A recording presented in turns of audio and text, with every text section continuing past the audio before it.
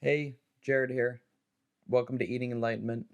Today we're talking to Dr. Alex Ridley, podcast host of the podcast Rejuvenated Women, Impeccable Health for High Performing Women. Alex herself, high performing, went through burnout. And what caused burnout? This thing that she talks about, she names, and that's why I really appreciate Dr. Alex, Selfless Syndrome. I've never heard of this word before, but I think we all can understand it. Selfless syndrome. You give too much of yourself to your family, to your partner, to your clients, to your business, and you have nothing left for you. I love the word selfless syndrome because normally we think, being selfless is good and everything. And there's, of course it's good, right? But we need to have balance. And so oftentimes we need to reclaim our ability to take care of ourselves and draw boundaries and say no. And this is the type of conversation Dr. Alex and I have today. So, hope you enjoy. Let me know your thoughts. And then finally, if you do struggle with food, binge eating in particular, just for podcast listeners, at eatingenlightenment.com/podcast 30. There's a free 30-day challenge to stop binge eating. That's a email course with videos and training and case studies. Usually it's paid, but for podcast listeners, that's at eatingenlightenment.com/podcast 30. It's free. That is only for podcast listeners. So check that out. eatingenlightenment.com/podcast 30. And without further ado, let's get into today's episode with Dr. Alex. Dr. Alex, you have your own podcast, Rejuvenated Women, and you got a few interesting stories to share about burnout, about what it means to take care of yourself. I'm really excited to dive in. Where do you want to start? So probably the easiest is to start is just share a little bit of my background and how I actually got to this place where, I'm now helping women, like the majority do all day is help women overcome what I call selfless syndrome, which is that innate desire that we have to take care of everyone and everything else except ourselves. And, at the detriment to our health and to our own well-being. And eventually it catches up to us and we have to decide to do something differently. And for me, that time really came about 4 or 5 years ago. I found myself going through a divorce. I was a business owner, a single mom with a 3-year-old.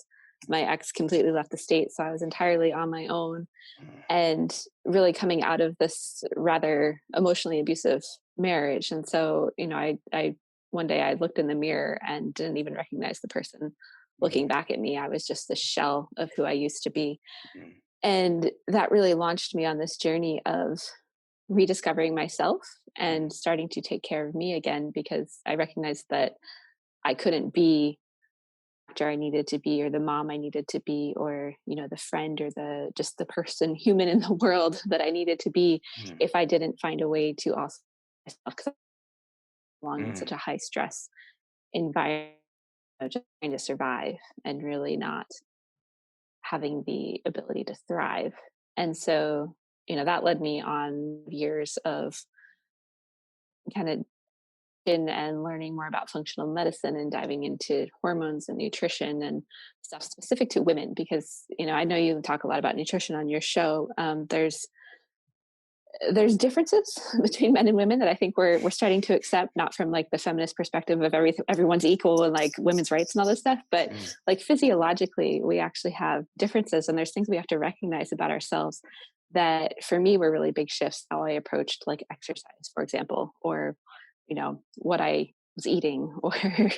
like how I really made time for myself. Like just taking deep breaths can be more beneficial than going to the gym for an hour.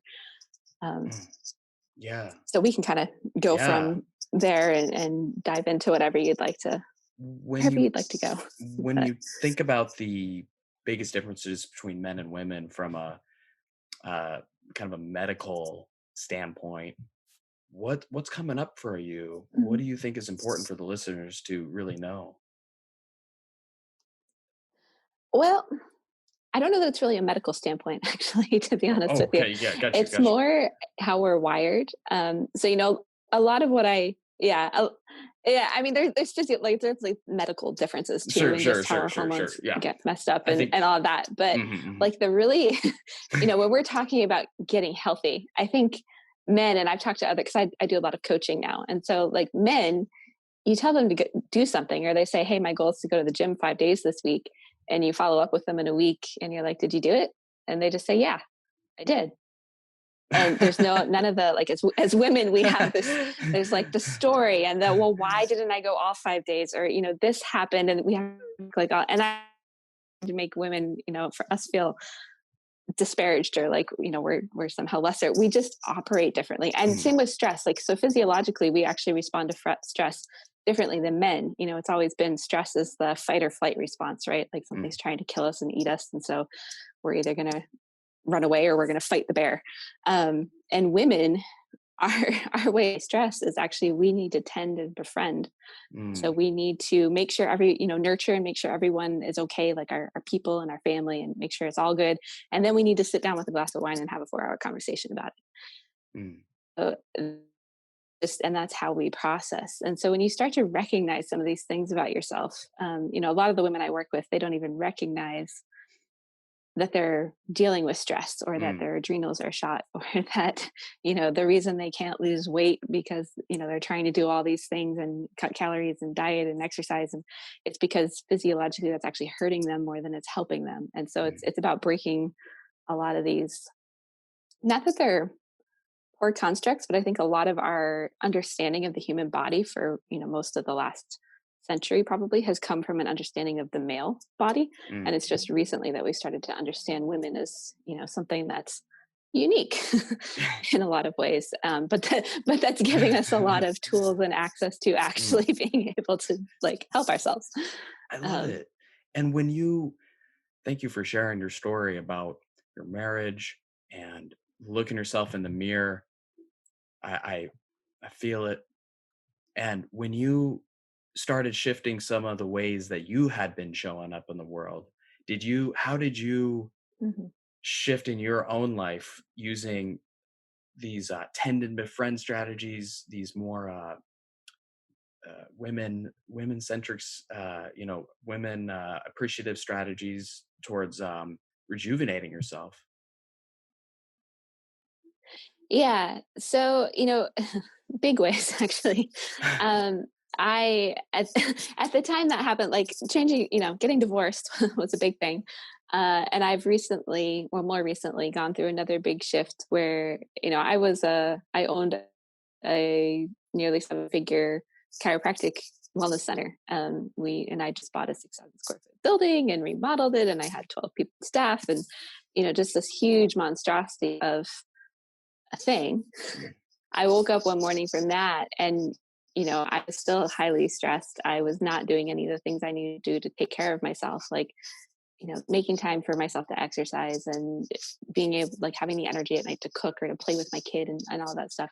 And so I've actually been this transition where I've completely, basically, disassembled that mm, practice and that business, and turned it into something that serves both me and my clients. And so, mm, I think when you're on this journey, like, sometimes it can take you have to be willing to do the scary things, or the things that might seem hard, in the interest of actually mm. taking care of yourself. So, today, like, I'm able to, like, I wake up every morning and read my Bible and read a book that helps inspire me to do something, grow myself in some way, or challenges me in some way. I go for a walk every single day. I, take the time to cook and eat the foods that I need to eat, and build my schedule around having myself more at the center, and not all the other stuff Yeah. that's going on in the day.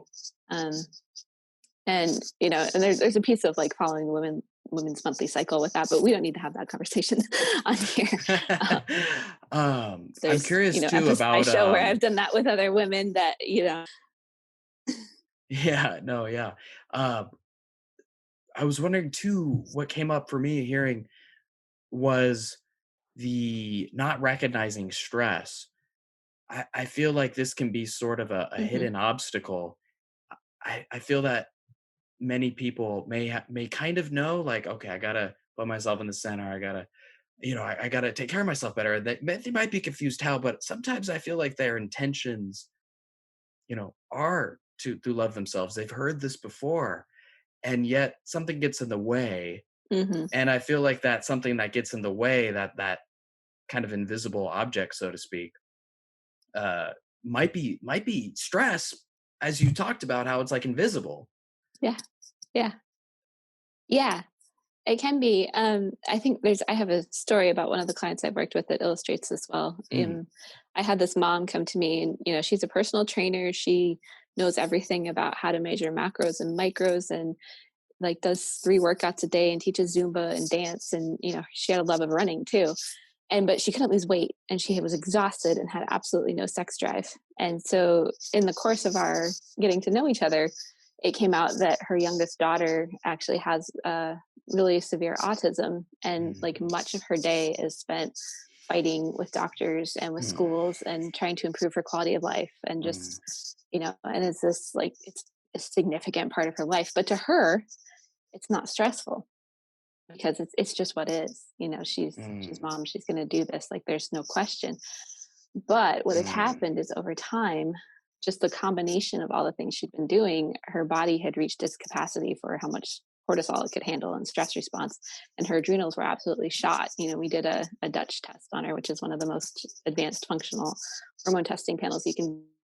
Nothing there, and her testosterone was shot. And so those were the two things that really are needed for energy production, and like mm, sex drive, and being able to do that stuff. And mm. and one of the other things was that she was running like 5 miles, I think 4 or 5 times a week.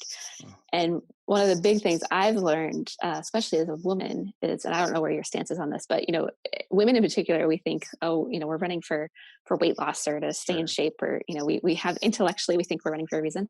Mm, The reality is the only reason we ever ran was if the bear was chasing us and trying to eat us, or we were trying to kill the bear and it was, our food source for the next 12 months or something. mm, And so our old primitive brain actually releases cortisol. And I'm a former marathon, so learning this because I always ran for stress relief, right? But mm, we fail to recognize that some of the things we do to try to de-stress actually increases our stress response and ultimately hurts us more. mm, And so, with her, she really took on and went on this journey of like making time for herself mm, and not doing anything, and, taking it easy. mm. And she did weightlifting, which, was an easier stress on the body. But she sent me a text and she's like, my 20-year-old just asked me what I'm doing. And I said, I'm just sitting on the couch relaxing. And she said her daughter was like, who are you? And what did you do with my mom? Because they'd never seen her just slow down and do that.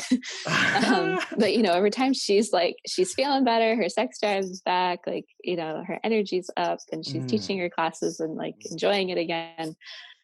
And so that's just an example of, there can be things that are major stressors in our lives that we don't necessarily see that way or yeah. recognize, or it's so stressful. Like in my case, it was about survival. And so like, Mm, I knew I was stressed out, I was having yeah. panic attacks and anxiety and stuff that I looking back on it, I'm like, oh, that's what that was. But in Mm, the moment, that's just like our normal.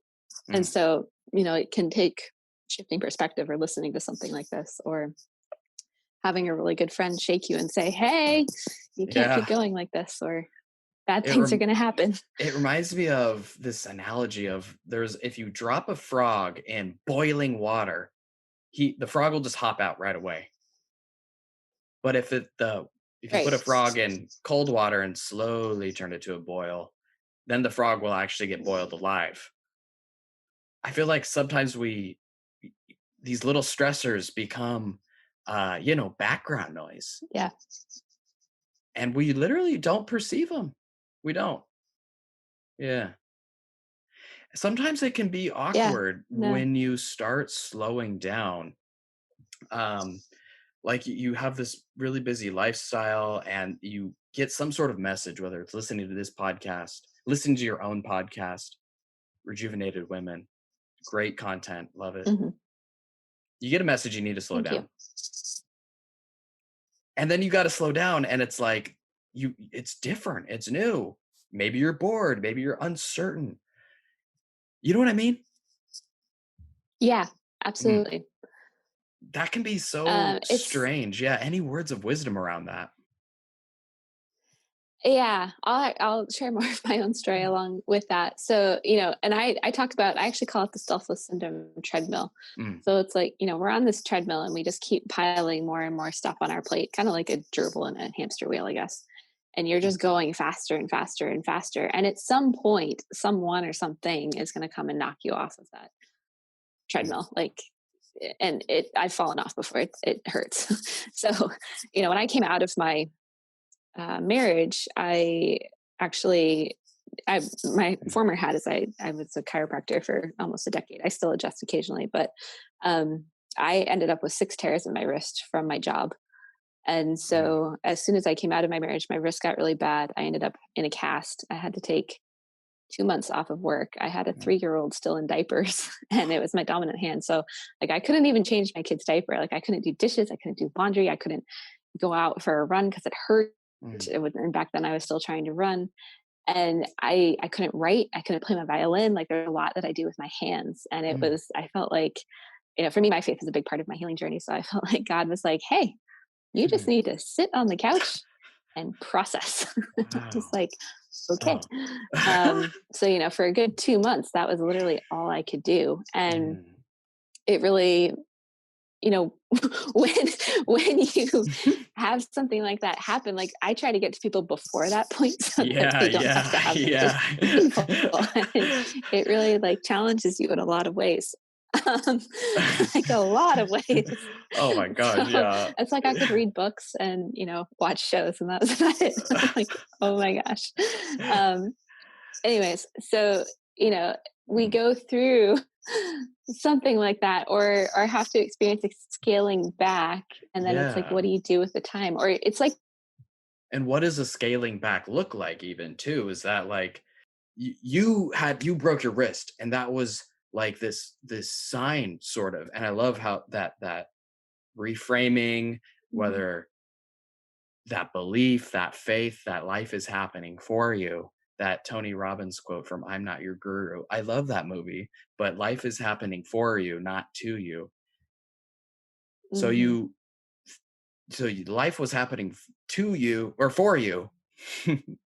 And you mhm. had to take a sudden stop, but Yeah, kind of help people like slow down so they don't hit the brick wall and face plant basically. exactly. you know what I've been talking about lately is kind of the idea of a breaking point. And this actually came about. I happened to be traveling last week and I visited the George Floyd Memorial, which was like really thought provoking on a lot of levels. Mm, Um, and we won't get into a political conversation, but kind of the thing I was present to with that is, we all have a breaking point. Like you could say our society has hit a breaking point in terms of the racism conversation and whatnot. And when it comes to our health, we also have one of those. And so there's going to be some point where you wake up and you're like, this is not okay anymore. And I have to do something. And it's what you do from there that will either help you transform or repeat the same cycle of process that you may have been on for a long time and not really get to where you want to be. So, in that moment, we have to be willing to step into like a place of love for ourselves where we're at, but a really clear picture of where we want to get to, mm, and be willing to go through the process and the steps to get there. Versus, I think a lot of us get angry or frustrated, and so we're like, we take on too much at once, and so we're like, I'm going to the gym 5 days a week and I'm gonna like, only eat salad, and I'm gonna like, I hear crazy things yeah, out of me too. people's mouths sometimes with this.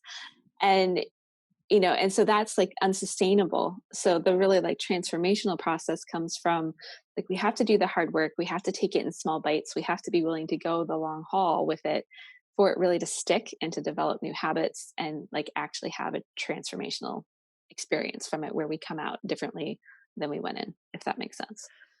Is this the cure to selfish syndrome? These slowing down gradually, building new habits, having a vision of where you're going, and kind of gradually getting there? Yeah, I don't know that I'd call it a cure, but Mm. it's so I'm alluding to you asked me about a word. So obviously I have a program called the Health Rejuvenation Program for women, but in that I'm a nerd. So I have, there's nine steps and they all start with an RE word. Mm. And so it's about refocusing on you, like selfless syndrome is we have to take us out of the equation or put us back in the equation, I should say. Like Mm. we need to be important. um, Revamping personal growth and just the things that we know we should be doing, like journaling or meditation or going for walks, that kind of stuff. Mm. Renewing our bodies through nutrition, recharging with rest, relaxing, like that's where the slowing down comes in so you can actually heal. Then Mm. re-energizing by getting moving again, reconnecting, Mm. releasing and repairing relationships is a big one. And then Mm. the last one, I love this word repose because it kind of brings them all together. But that's like the state of peace and tranquility, both internally and externally in your external environment. Um, Yeah. And sometimes this energy of go, so go, that's go, it's this idea of, I'm almost curious if you know the Latin root for but something like returning. As I hear you speak, I hear the yeah, opposite energy of go, go, go. It's whatever, coming inwards, whatever re is. whatever is. Yeah, reconnecting, Reconnect. re all the things. Um, I'm gonna have to look up what the Latin root of re is now because Yeah, that's me like my too. thing right now. Uh, yeah, it's probably, I don't know. For what do you think? And Just brainstorm with me. What does it mean? I think it means return, like you're re coming yeah, into your wholeness, like you were out, you were disconnected, but there was yeah, something always peaceful within you, and you're returning there. That sounds about right. yeah, I like it. Yeah, yeah, and so it's all about finding that space. And what's really been interesting to me is like the more I've gone through this process myself, it's actually I've been able to expand and take on more. Um, Mm. which is, so it kind of has the opposite effect, but I do it in a way where it's not like stress, go, go, go, go, go. Like I have to do all this stuff. It's like I'm just really relaxed about it, but I'm also really focused on the things that I am doing in the moment. And so I actually get more done, Yeah, which you're. no one believes me, but then they discover it's a thing. So, I know. I've discovered for that for myself as well. Getting more sleep, um, taking more time for mhm, myself. I think it's because my little theory on this is when we're stressed out, the mhm, vibration, the energetic frequency, it's not as creative. And there are certain things that are just no, way more important, that are just gonna move you forward more. Um, and we need to really protect those things. And we need to be able to, these important things, they're easy to kind of like, if you're stressed, you'll miss them or you won't see them. They won't stand out at what you really should right. do. But with sort of this rest and this revamping, returning, this we we see what we need to be doing, and then that in turn leads to getting more done in less time, basically. Yeah, absolutely. And it's kind of there's this book I love that I've been rereading the last week and a half because I was on a like 4,000-mile road trip. So we got tired of music really quickly and started listening to audiobooks. But it's called The Big Leap by Gay Hendricks. Have you ever read it or heard of Mm, it? mm, no. Okay. It's an amazing book. It's like life changing. So, put it on your list. And anyone listening, put it on your list. What's it But he about? What talks what about impact did you? Yeah, okay, so yeah, he, yeah, yeah. he He's talking about what? it's about getting over like the fears that hold us back in our life. So, to kind of summarize, there's four main fears that we all will basically knock us down. Because anytime we're pushing and growing outside of our comfort zone, like we have this internal thermostat that says, "Yeah, this is uncomfortable, and we need to go back to what we know." And what we Mm, know is like the crap, or like we can't lose weight, or we stay in a bad relationship, or where we're comfortable, right? And mm, it's kind of the negative thing. And so it's about how you actually push past the glass ceiling in many ways. mm, But he also talks about our zone of genius. And so this is the place where I think it's somewhat what you're alluding to. It's that thing where we function on a higher frequency and where Mm, time can just disappear, yeah. and we're like, the creative juices are flowing, and all of that. And so, I've been exploring that. Okay, what would it look like to live more in my zone of genius? Which for me is really like, doing things like this, like creating the Mm, space where other people can be inspired for their own transformation and like helping hold that for them. mm. Um, That's and it. so, Yeah, the and zone of yeah, genius. That right. makes total sense to me. Yeah. Yes, yes. Yeah. And so, we all have this, but so many of us in our busyness and in our constantly like all these things that we have to do, we can totally miss what our zone of genius is. Mm, And so then we stay stuck in what he calls either your zone of competence or mm, your zone of excellence, but it's not actually your zone of genius where like the floodgates can really open on mm, you and what you have to contribute to the world. mm. Um, Yeah. so I Yeah, just it's like thought it's of like that it's like yeah, in it's that like conversation. this it's almost like there's a geographical location that's kind of hidden on the map and it's easy to miss, but once you get in that region, that space, um the sky becomes blue again, so Hmm. to speak. And it's so easy to that zone of genius is, you're right, outside of our comfort zone, but it's Yeah. done in a way too. I think like this comfort zone, weightlifting and go, go, go, go, go. There can be that getting out of the comfort zone there too.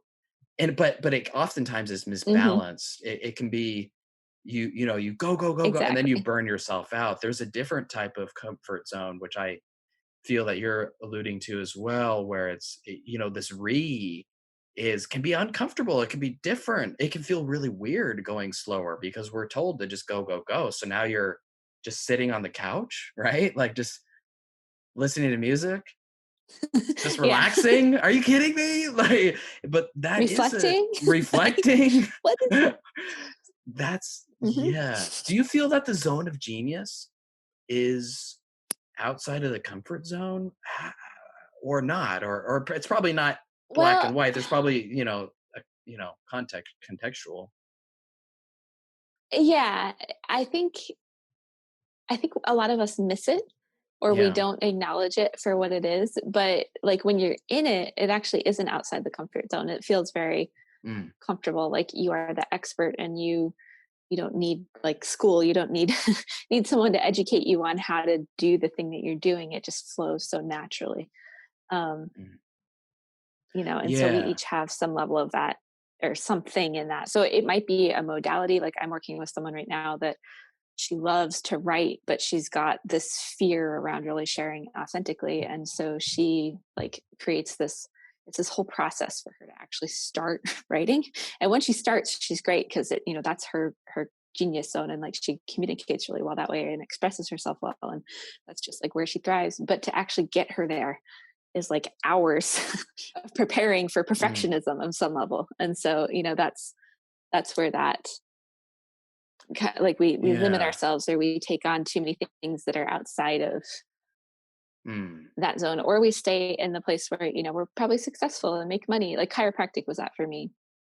mm, It's somewhere where I was comfortable and I became pretty good at it and I learned a lot in school and all that, but it was something I was excellent at, not where I like authentically mm. thrive as myself, Yeah, if that makes sense. So everybody's got absolutely. some level of that and stuff there, and most people don't. So Yeah, and I think you bring up a good point too, that you can almost prepare too much, to calm down. It sounded like some people mhm, might, for example, need to make the bed perfectly before they take a nap, for example, or something like that, where they're being too perfectionistic. right.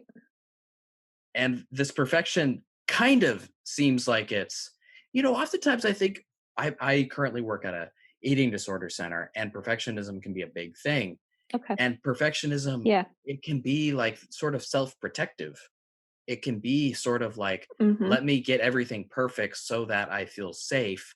But it ends up being a black hole of perfectionism where you're actually Right. never feeling safe. You're just preparing to feel safe. And, Right. you know, there can be that trap. Yeah.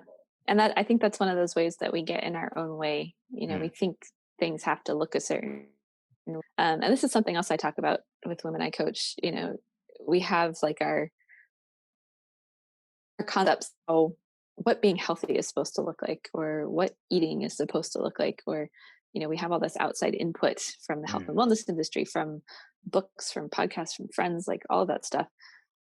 And what we lose is like actually asking ourselves what we Yeah. need, and not Yeah. not worrying about what everybody else thinks, or what how it's supposed to look. Or I tell my clients all the time, like, let's let go of supposed to and just focus on you.